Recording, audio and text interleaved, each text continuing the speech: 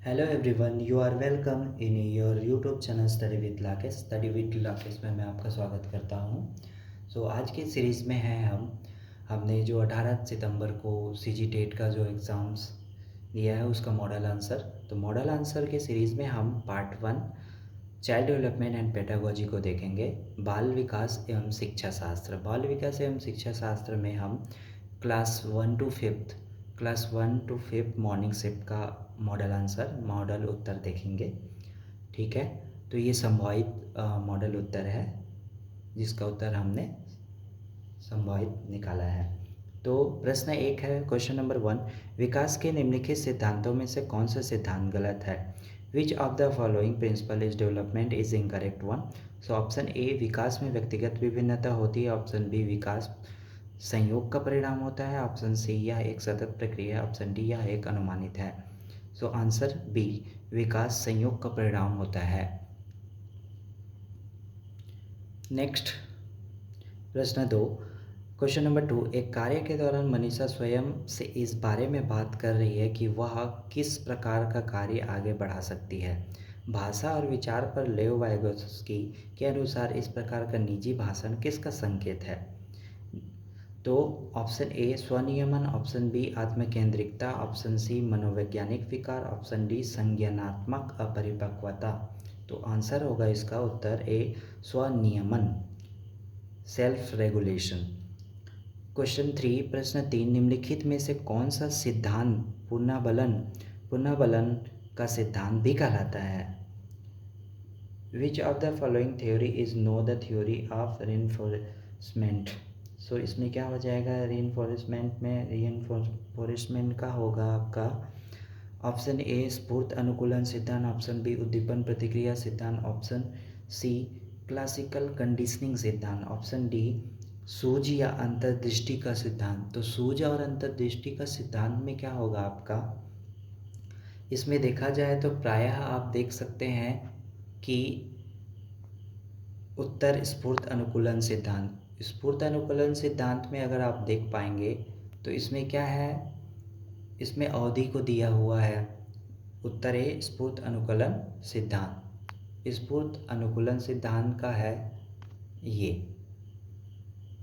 प्रश्न 4 देखेंगे तो प्रश्न 4 में हम देख पाएंगे किस प्रकार का मूल्यांकन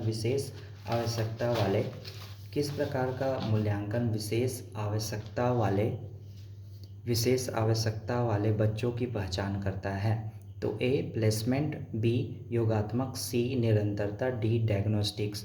विच type of evaluation identifies childrens which special needs? Placement, summative, continuous, diagnostics. तो इसमें उत्तर होगा डायग्नोस्टिक्स।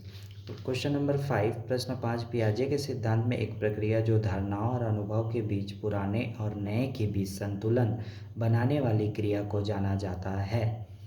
ए, आत्मसातीकरण। बी, समंजन। सी, ज्ञान भंग, अशांति। डी, संतुलन। डी क्या हो जाएगा? संतुलन, पियाजे के सिद्धांत के अनुसार। प्रश्न 6, भारतीय संविधान में 6 से 14 वर्ष के आयु के वर्ग के बच्चों के लिए निःशुल्क और अनिवार्य शिक्षा के अधिकार को शामिल किया गया है। ऑप्शन ए, अनुच्छेद 26। ऑप्शन बी, अनुच्छेद 15। ऑप्शन सी, अनुच्छेद 45। ऑप्शन डी, अनुच्छेद 21 ए। The right to free and compulsory education for children between the age group of 6 to 14 has been included in the Indian constitution as. तो इसमें क्या हो जाएगा? Article 26, article 15, article 45, article 21A। यह प्रश्न बार बार दोहराया जाता है, बार बार पूछा जाता है, जो कि प्रीवियस एग्जाम्स में पूछा जा चुका है। तो इसका उत्तर होगा अनुच्छेद 21A। अनुच्छेद 21A में इसका वर्णन देखने को मिलता है। क्वेश्चन 7, प्रश्न 7, निम्नलिखित में से कौन से एक बच्चे के सामाजिक विकास को प्रभावित करने वाला व्यक्तिगत कारक नहीं है? तो प्रश्न 7 का उत्तर क्या हो जाएगा? इसमें ऑप्शन है साथी समूह। ऑप्शन बी, स्वास्थ्य। ऑप्शन सी, संवेग। ऑप्शन डी, बुद्धि। तो इसमें हो जाएगा उत्तर आपका साथी समूह। प्रश्न 8 में हम देखेंगे तो लॉरेंस से संबंधित प्रश्न है। लॉरेंस कोहलबर्ग के अनुसार एक कार्य संपादित करना लॉरेंस कोहलबर्ग के अनुसार एक कार्य संपादित करना व कुछ करना क्योंकि दूसरे उसे स्वीकार करते हैं या नहीं नैतिकता के खालिस्तान चरण का प्रतिनिधित्व करता है। ए पारंपरिक, बी पोस्ट पारंपरिक, सी औपचारिक पारंपरिक, डी पूर्व पारंपरिक। तो इसमें क्या हो जाएगा, इसका उत्तर हो जाएगा आपका पारंपरिक, ए पारंपरिक। प्रश्न 9, यह कहा जाता है कि विकास एक कभी न समाप्त होने वाली प्रक्रिया है, इसे निम्नलिखित में से किसके द्वारा परिभाषित करती है। ए ऑप्शन ए अंतःक्रिया का सिद्धांत, ऑप्शन बी निरंतरता का सिद्धांत, ऑप्शन सी अंत संबंध का सिद्धांत, ऑप्शन डी एकीकरण का सिद्धांत। तो इसका उत्तर होगा, इसका आंसर हो जाएगा आपका बी निरंतरता का सिद्धांत, principle of continuity, principle of continuity. Question 10, Annie Sullivan जिन्होंने हेलन किलर के ट्यूटर के रूप में कार्य किया है, किससे पीड़ित थी। Annie Sullivan who serve as a Helen Keller's tutors suffered from. तो इसमें होगा ऑप्शन ए हड्डी रोग विकलांगता, ऑप्शन बी भाषाई दोष मंदता, ऑप्शन सी मानसिक मंदता, ऑप्शन डी दृश्य हानि। तो आंसर होगा दृश्य हानि, विजुअल इम्पेयरमेंट। क्वेश्चन नंबर 11, प्रश्न 11, विशेष शिक्षा में न केवल विकलांगता या विकलांग छात्रों को शामिल किया गया है बल्कि इसमें निम्न भी शामिल है। इसका उत्तर आप कमेंट सेक्शन में दीजिएगा।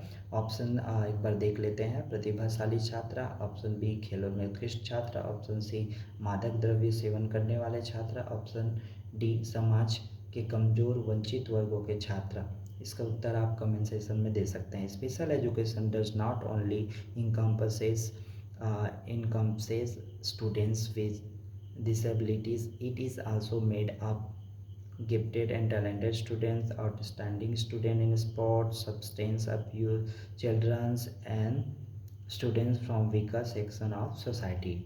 so आंसर आप कमेंट सेक्शन में दे सकते हैं। क्वेश्चन नंबर 12 12 में है विकास का अर्थ है। विकास का अर्थ है, the meaning of development is a परिवर्तनों की प्रगतिशील श्रृंखला, बी अभिप्रेरणा के परिणाम स्वरूप परिवर्तनों की प्रगतिशील श्रृंखला, सी अभिप्रेरणा और अनुभव के परिणाम स्वरूप परिवर्तनों की प्रगतिशील श्रृंखला, डी परिपक्वता और अनुभव के परिणाम स्वरूप परिवर्तनों की श्रृंखला। सो आंसर होगा इसका क्या हो जाएगा, इसका उत्तर होगा आपका, इसका उत्तर में हम देख सकते हैं डी परिपक्वता और अनुभव के परिणाम स्वरूप परिवर्तनों की श्रृंखला, series of changes as a result of maturation and experience. Question number 13, विशेष शिक्षा के सिद्धांत।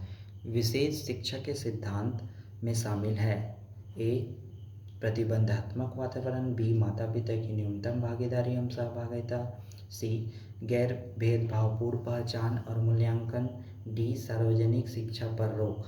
तो सी इसका आंसर हो सकता है गैर भेदभावपूर्ण पहचान और मूल्यांकन। क्वेश्चन नंबर 14, निम्नलिखित में से कौन सा बौद्धिक विकास का तत्व नहीं है। वही सृजनात्मकता, बी चिंतन, सी सहनशीलता, डी कल्पनाशीलता। सो इसका आंसर हो सकता है सहनशीलता, tolerance. Which one is not an element of intellectual development, creativity, thinking, tolerance and imagination?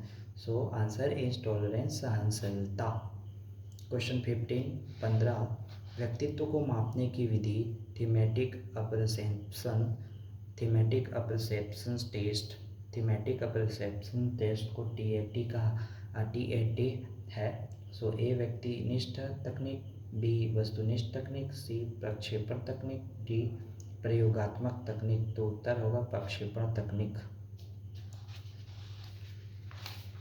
प्रश्न 16, 2 से 8 वर्ष की आयु के बच्चों के लिए विकास के पैटर्न में मोटर, सामाजिक, भावनात्मक, संवेगात्मक के साथ शामिल है। ए अनुकूलन क्षमता या कौशल, बी संप्रेषण क्षमता या कौशल, सी भाषाई क्षमता या कौशल, डी लेखन क्षमता या कौशल।